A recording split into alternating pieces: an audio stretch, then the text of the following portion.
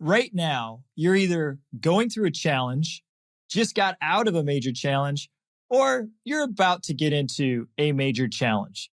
This is the facts of life. We cannot get away from challenge, no matter how hard we try to control the external world.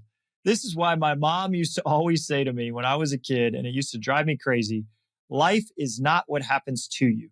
It's how you respond to it. Today, we've got one of the greatest positive psychology keynote speakers and authors in the world. Dr. Elia is coming to speak to us about the 7 habits to feel really fulfilled and happy. Cannot wait to share. Let's rock. Here's your host, Matt O'Neill.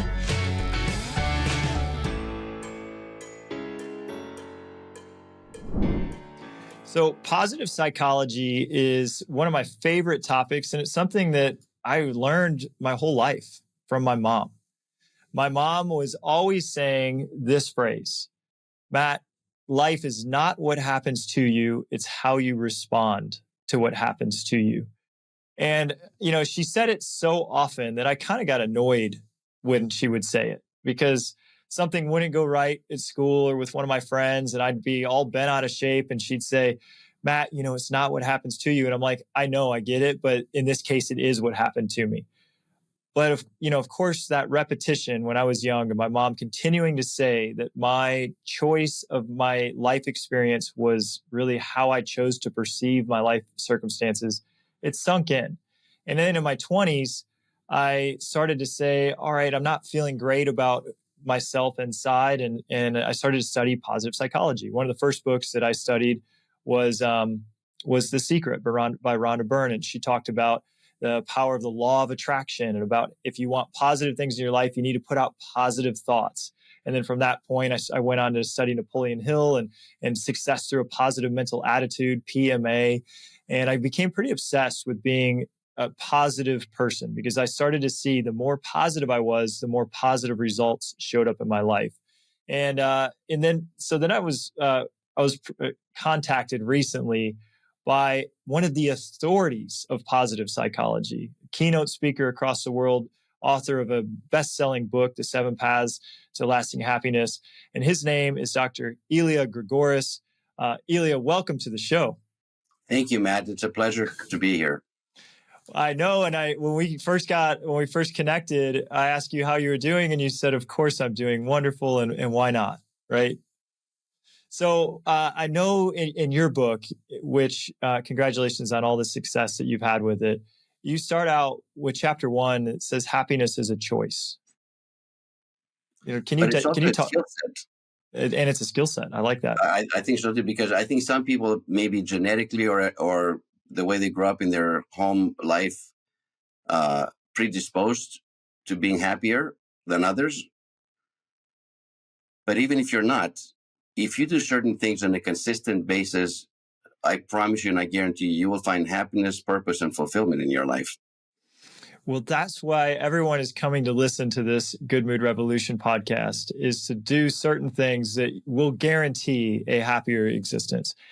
And of course, we're not minimizing challenge. Dr. Elia said, hey, life is going to have challenges. It's just how do we have happiness through those challenges? Well, let's just get right into some of those specific things.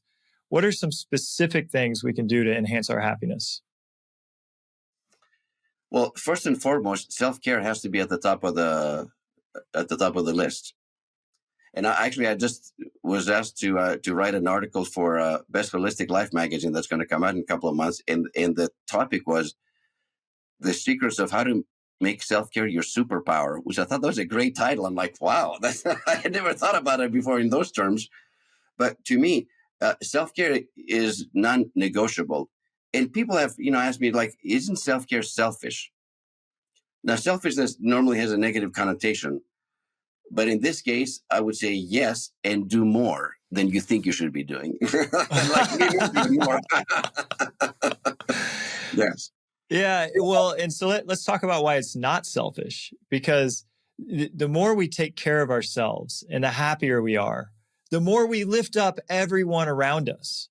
So that's not selfish. If we feel awful because we're not taking care of ourselves and then we snap at our coworker or we're cold to our spouse or we're ugly to our children, that's not good for them. In fact, we probably should have done some self-care. So what are some of your go-to self-care practices that you do? I'll tell you one of them. Before the pandemic, I used to walk like 3 times a week, for an hour. And because I had to, got gray hair and I'm getting older, I got movement is good. But when the pandemic hit and my own stress level increased, just like everybody else is taking care of my family, my extended family throughout the United States and kind of in the world, and friends and family, people came to me because I wrote a second book, 7 Keys to Navigating a Crisis, How to Emotionally Deal with Pandemics and Other Disasters.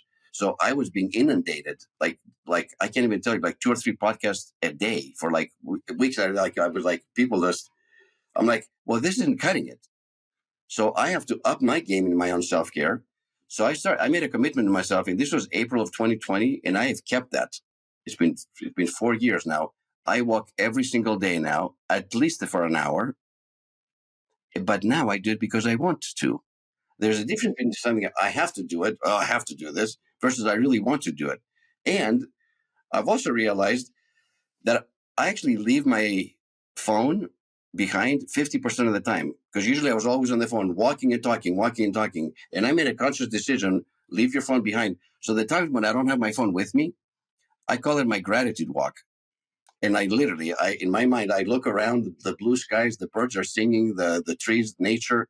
And being close to nature, by the way, obviously helps us in multiple ways. And it's my gratitude walk. And I'm deeply grateful. And as we know, you cannot be grateful and depressed at the same time, physiologically speaking. Like up here, because we're in a grateful state. Guess what happens? Serotonin, dopamine, the free drugs, as I call them, get released. The free drugs. The free drug. The greatest drug dealer in the world isn't out there. It's in here. The greatest drug dealer is right here. And when those things get released and we're in a state of gratitude, man, life can be good. And we all heard of the phrase, have an attitude of gratitude. But that's not enough. Because as you and I just spoke about, let's say we're not in a crisis, but the challenges continue in life, right? So I believe that we are all graduates from the University of Adversity. All of us. Nobody escapes from getting a degree in adversity in this life. And the older you get, the higher the degree, actually, if you think about it. Because inevitably we're going to lose loved ones, initially grandparents and parents, and at some point, good friends as you get older, and you, God forbid, you lose your significant other, your spouse, or even worse, a child.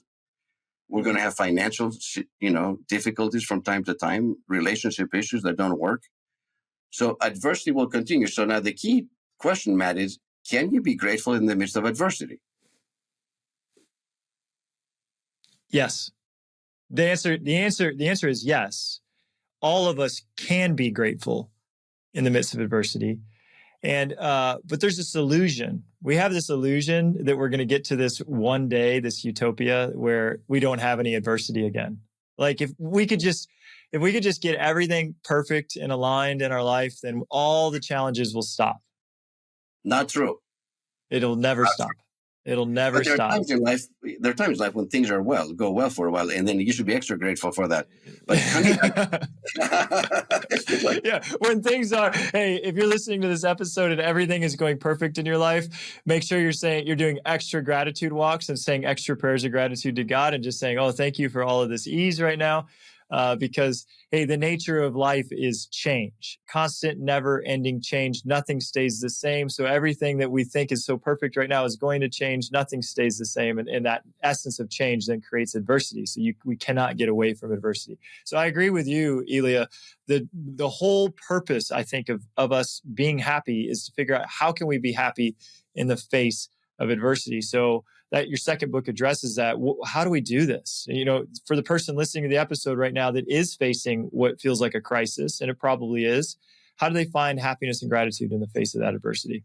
And I will share that with you, but I also want to come back to the adversity issue. In Nelson Mandela, who's one of my all-time heroes, said something so wise, years ago. He said, in life, either you win or you learn.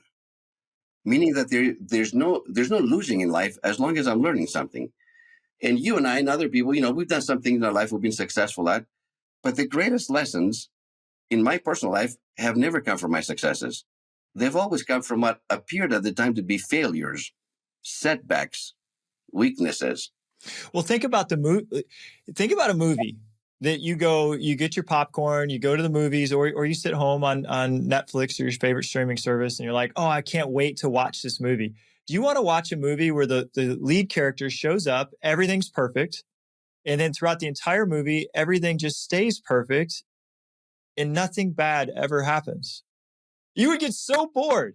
So in our life, every movie we like to watch, the hero faces a giant challenge, and it's the overcoming of the giant challenge that makes the movie compelling, enriching. Tears come to our eyes of how grateful we are that they did it and they triumphed. Well, this is the story of our life. We don't want it to be perfectly the same. We want these giant challenges so that we can rise up and be the hero within our own lives. Wouldn't you agree with that? And I think somebody said, I don't remember who said that, but in life, it doesn't matter what happens to you. What matters is how you react to it. Oh, wait, it was your mom that said My that. mom. It was your mom that said that. Yeah, she's the mom. best. She's the best. That's right. She's the best. Yeah. Okay, back to navigating challenges. So what we discovered, and I co-wrote my second book with my business partner and a good friend, Konstantinos Apostolopoulos. How's that for a nice Greek name? Here's what we discovered, that when people face challenges, there are typically 4 ways or 4 personality types or 4 reactions, perhaps, going kudos to your mom. And the first one is what we call the victim. And the victim is, why is this happening to me? Poor me, as if it's only happening to me, not 8 billion other people, right? That's number one. The second one is we call them the critic. Now, the critic will blame anyone and everyone for their life's lot. It could be the government, it could be their boss, it could be their spouse, it could be, a stranger. They're into blame, they're frustrated and angry all the time. The third one is, mind you, a decent person, but we like to call the bystander. In essence, this is someone who's so overwhelmed by the challenges and changes that are taking place in society or in their own personal lives that they don't really, Matt, they don't know what to do. They're frozen in fear. It's the deer with the headlights look, right? And then you have the fourth personality type, which we like to call the navigator, which was the premise of the book, but also the call to action. The call to action, of course, is for all of us and all your listeners and you and I, is to be navigators in our lives. Now, before we talk about what navigators do consistently and successfully, and this is really an important point, it's not like Dr. Elia and Matt, hey, we're navigators and you guys are not. No.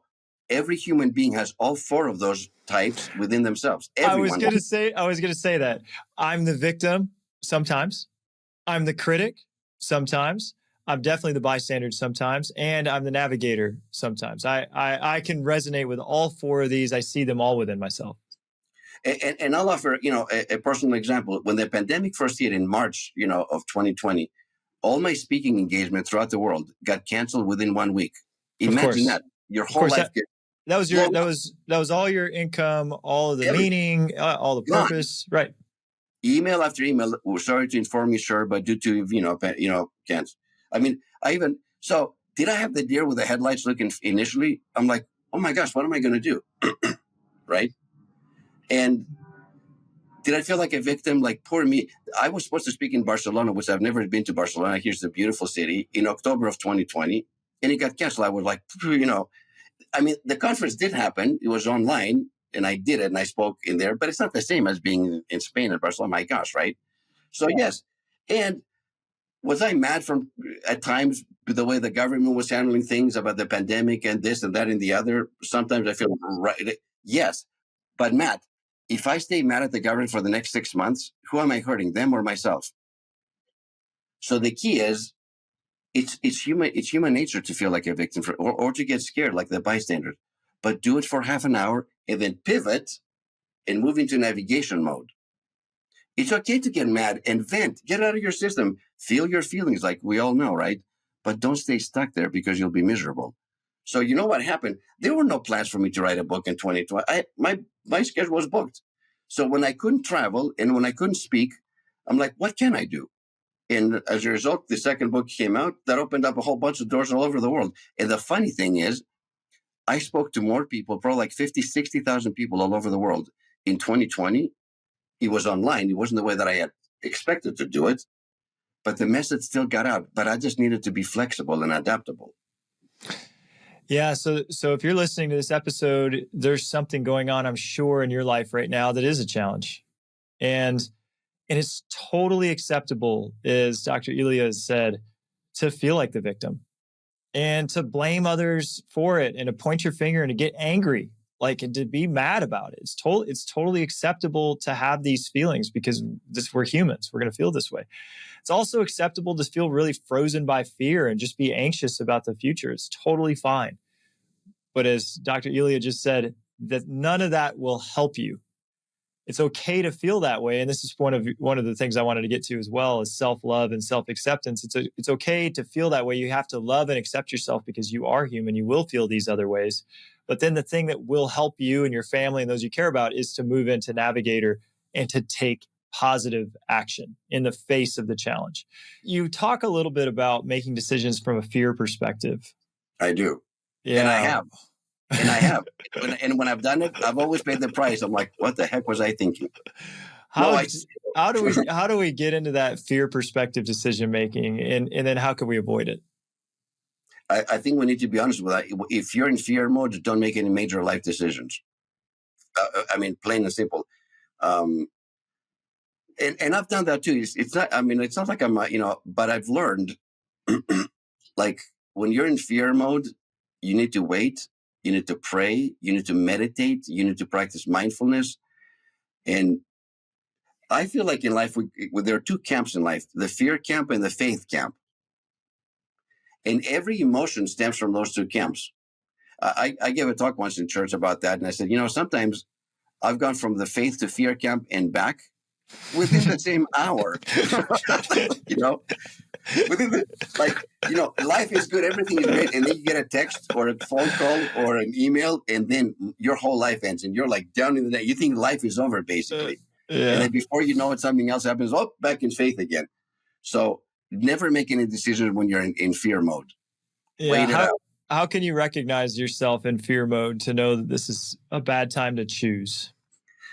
Well, fear mode, fear mode, the foundation of the fear camp, if you will. If you think a lot of the emotions of anxiety, stress, uncertainty, all that stuff are fear-based emotions, right? Even depression to some degree. Really, what is anxiety? There's an old German saying, I'm trying to translate into English, don't borrow trouble from the future. Meaning, I love that. I love that. Don't borrow trouble from the future. We got enough of it in the present. But in my mind, my life is over. But nothing has happened yet, And how many times do we project into the future of if we're in fear mode and we project all the things that could possibly go wrong, and it's debilitating. On the flip side, in people who manifest, I know when I'm in manifestation mode, man, it's like the universe, God, is in complete alignment and things come almost easy. I know it's hard to believe. Like, how did that happen? And it happened, but you're in the faith mode. And navigators, going back to navigators, one more thing that they do consistently is that they have a positive attitude, meaning that these two shall pass. They have a big picture perspective, just like the palm tree, even with a Hurricane 5, doesn't the sun come out eventually? Could take 2 or 3 days. But at some point, the sun comes out again and warms your face, warms your soul, and you feel at peace again. And wow, I was able to navigate that. Keep thinking about what Nelson Mandela does. What can I learn? This is key. And if we don't learn it the first time, the lesson will escalate. So one of the things that you talk about a lot as well are healthy and happy relationships. Oh, that's a big one. Okay, so let's talk about that. Imagine that you live in an attitude of gratitude imagine that you practice self-forgiveness. Imagine that you know your purpose in life. And in my particular case, I learned that early on in my life, which has helped me a lot. My purpose in life has been to leave this world better than I found it and to make a difference in people's lives. I'm not motivated by money, although it's always good to have money, but that's always been my motivation. Imagine that you practice all the self-care in the world and you do all that and you're like, man, I should be the happiest person on the planet. What is wrong with my life? If you surround yourself with toxic relationships, man, it's virtually impossible to be around toxicity on a daily basis, no matter how much self-care you practice, and still find your inner peace. So what do you do? What do you do when that toxic relationship is related to you? Of course. So I teach people about how to eliminate toxic relations from your life. And I literally have no toxic people in my life. People have pushed back on that. I'm like, are you serious? You must be kidding. Or maybe you don't have any friends or whatever. It's just me and my dog. And my dog, yeah. And of course, they have asked that. And when I say, no, I don't have, like, well, what if the toxic relationship is in your family? I'm like, of course it's in your family. What does that mean? Is there one family that has no toxic people in it? I want you to find me one. If you find me one, of course, it's going to be someone that's closer to you. But that doesn't mean that you cannot eliminate toxic relations from your life. And this is how you do it specifically. Number one, how do you show up? So let's take me and Matt, for example. Matt, if I treat you with love, kindness, and respect, first of all, let me ask you, do I treat you with love, kindness, and respect? Assuming that I do. Okay. Yes. Okay. Now, I have every right to expect that you, in turn, will also treat me with love, kindness, and respect. And if you don't, then you and I will have what I call a hot conversation, HOT, which stands for honest, open, and transparent. And here's how the conversation goes. Matt, I want to have a relationship with you, but lately you've been kind of like angry and you're dumping on me and you're like, and it's getting pretty toxic. So if you want to have a relationship with me, either that needs to change, or especially if it's a family member, or we will have a very superficial relationship like, hey, how's the weather in Detroit? Okay, that's it. If you want to have a meaningful and deep relationship with me, and I want to have that with you, that needs to change. And until it changes, I'm going to keep you at a distance. And if you think I'm joking, try being toxic to me one more time. Then I'm going to cut you off for 6 months. In 6 months, we'll have another discussion. Are you ready to have it? And there it goes. And that's how you do it. People said, are you serious? And I did this with my own family member. So just don't you think it's like, this is hypothetical. And I pulled him aside and I had kept, in order to keep the peace in our family, I had swallowed a lot of stuff for 20 years. And finally I had enough. I'm like, I'm done. I blew a gasket basically. And when I shared this with him, he said to me, he got quiet and then said to me, are you saying I'm the only toxic person in your life? And I said, that's exactly what I'm saying. And then he got really quiet. And I wasn't sure how he was going to take, and he, and to his credit, and he was 60 years old, which means that anybody can change. He looked at me and said, you know what? I really don't want to be a toxic person in your life anymore. And I'm like, well, I don't either, but I'm not putting up with your behavior anymore. I'm done. And to his credit, he changed.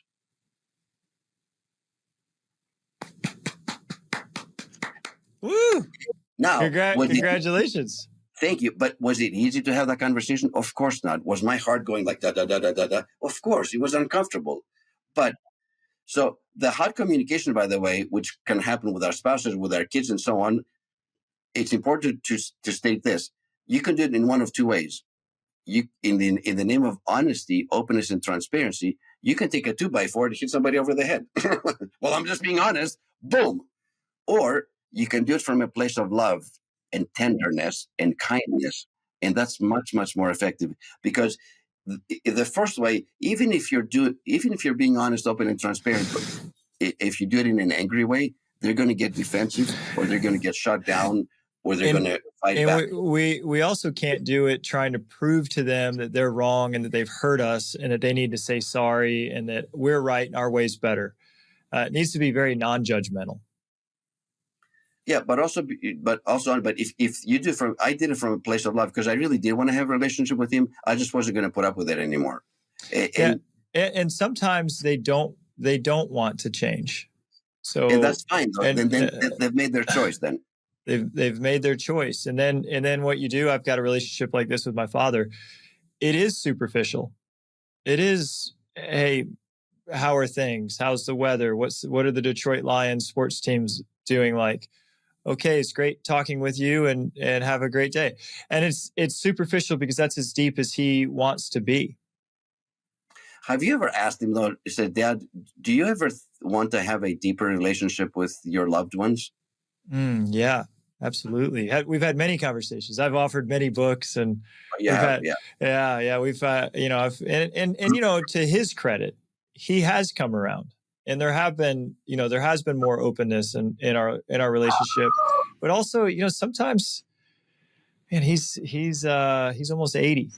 Sometimes people It's are a not different willing. generation too. I know my dad was never. I can relate to that. Sometimes people are not willing to change, and also because I'm like you, I'm not willing to have toxicity in my life. I'm just not. Uh, I'm just not going to go there. So if I were to go deep, I'm opening myself up to be hurt. I'm sharing this for the person listening that maybe has that toxic relationship, and you have the hot conversation. If they're not receptive to it, you don't have to continue to suffer. It's okay to put them on at an arm's length. It's okay. Right. You don't need to be hurt. But I also give them an out. It's like, okay, we'll come back in 6 months or a year from now. I mean, you tell me when you're ready. And if they never come back to you, well, they're not really your friend. Like, or they, I mean, you know what I'm saying? They're not really invested in having a relationship with you if they pull back completely. And so be it.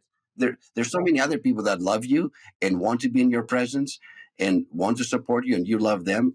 So it's okay. It's okay. It's Well, okay. this has been such a happy conversation. I know you live a happy life. I love walking for an hour a day. I love being outside, and anyone can do it. It doesn't cost money to walk outside. You just walk outside. Self-care shouldn't cost any money, actually. Yeah. And the other part of self-care, which I know we haven't talked about a lot, is the forgiveness aspect, and especially self-forgiveness. In my role as a clinical psychologist, I was in private practice for 18 years. I saw, and I had a lot of addiction recovery, a lot of addicts that I worked with. And when they recover and they sober up, you kind of go through maybe the last interview. And I did that so many times with so many people. And I would say, do you think your spouse has forgiven you? Yes. Do you think your kids have? Yes. Do you think your boss, whatever, yes, yes, yes. God, yes, yeah, whatever. Then the last question, of course, is, well, have you forgiven yourself? Do you know what the best answer I ever got? And I'm talking about hundreds of people, not 10. The best answer I ever got is, I'm working on it. But the most typical answer was no. Sadly. So self-forgiveness, I want you to think about this, is the ultimate act of self-compassion. And it's necessary. I know I drive my wife crazy and everybody else because I practice self-forgiveness. It's so easy to me, and I shouldn't be bragging about it because it's hard for so many people. And I'm like, you know what? I don't take myself so seriously, though. Like, I made a mistake. Okay. And now that I'm getting older, it's a lot easier. Well, I'm getting older. That's why I'm getting senile. I have an excuse now. So, none of our mistakes are like so huge that we can never forgive ourselves for the most part. They're human weaknesses, human frailties. Keep going back to what Nelson Mandela said. Don't see it as a mistake. See it as a lesson. Learn the lesson so you don't repeat it. And then you're home free. I love it. I love it. In my upcoming book, I wrote a section my editor didn't agree with, but it was on this topic. And he said, I think you should change this. And I ultimately didn't change it. I said, all the mistakes I've made, I wouldn't take them back. There was a time in my life I was a heavy drinker. There was a time in my life I was a drug user.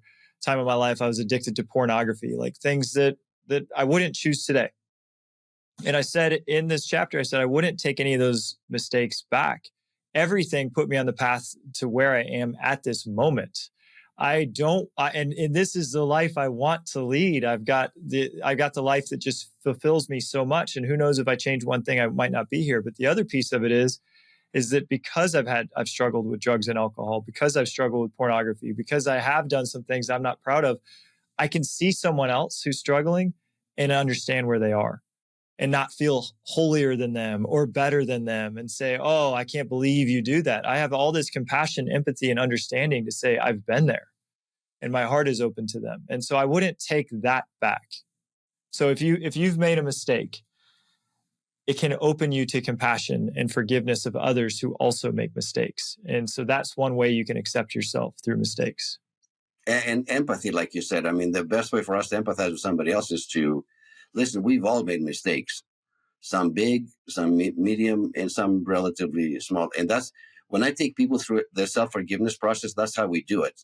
I have them write down everything that they haven't forgiven themselves about, and then I have them rank it from a scale of 1 to 10. 10 is you actually kill somebody, like literally, you know. 1 is you spilled milk yesterday all over yourself, you know, at the restaurant, and you're embarrassed. And then I give them a choice. Which way do you want to go? Normally, I start with the smaller stuff, the 1s and the 2s and the 3s, because those are easy to forgive. Then you gain momentum, and then we go into the 4s, 5s, 6s, and 7s. But you know something interesting? Alpha males, now listen, this is unique, and I haven't done a study on it, but my experience, they do it the other way. They're like, no, I'm going to do my 9 first. And because they say, if I can forgive myself at the 9, then everything else is easier, which is actually true. It's true. Frankly, Matt, I don't really care which way you go. You want to start small or you want to start high. It doesn't matter to me as long as you do it. Yeah. And here's the reason is that if we forgive ourselves and we're kind to ourselves, then we can forgive others and be kind to them. And I have found this when we judge ourselves and we keep holding ourselves to some perfect, impossible standard, we hold other people to that same impossible standard and no one can live up to it. As a matter of fact, you think about somebody that you know for a fact that never says that they're sorry and never forgives anyone else. I promise you, behind closed doors, because in my office, I know these people very well. They're really hard on themselves. They don't forgive themselves. That's why they don't know how to forgive you. You might think like, man, they're so arrogant, they're so prideful or whatever. No, trust me, behind closed doors, they're beating themselves like crazy. Their inner critic is as loud as I am right now. I know this to be true as well. And anytime someone's really critical of me, now my heart, because I was critical of others when I was younger as well. And I used to say, no one's harder on me than I am myself. And it was true. Now it's not true because I'm really kind to myself now and I'm really kind to others. But now when someone's really harsh with me, I know it's 10 times worse for themselves. Exactly. And the last thing I want to share with you has to do with kindness. Navigators or happy people practice acts of kindness, and not random acts of kindness, conscious, mindful, deliberate acts of kindness, because their own batteries are full. So when I'm full, it's very easy to extend my hand and help somebody else. And they do that a lot. Happy people help other people. It's second nature. On the flip side, as you know, when we do perform an act of kindness or an act of service, guess what happens to us? More free drugs. Actually, I agree, man. And I think that the best feeling ever is genuinely wanting to help someone and then doing it. I believe God rewards us when we have that urge and that nudge to help, and then we do it with like the best feeling ever. There's nothing better. I have a reality TV show coming out that I'm producing called The Kindness Factor. And our tagline is, with kindness, everybody wins. Isn't that true? Yes. Everybody wins. Everybody wins. Well, Dr. Elia, I have so enjoyed this. You're such a bright light. You make me happy just having a conversation with you. If somebody's listening to this and wants to know more about your work, how would they get in touch? On LinkedIn, Elia Gourgouris, and I'm sure you can put that on the, and then dreliagourgouris.com on my website. You can find anything you want there, and would love to connect with you, obviously. I love it. Thank you for being on the show. And y'all, thanks for listening. We'll see you guys next week. Thank you for listening to this week's episode with Matt O'Neill.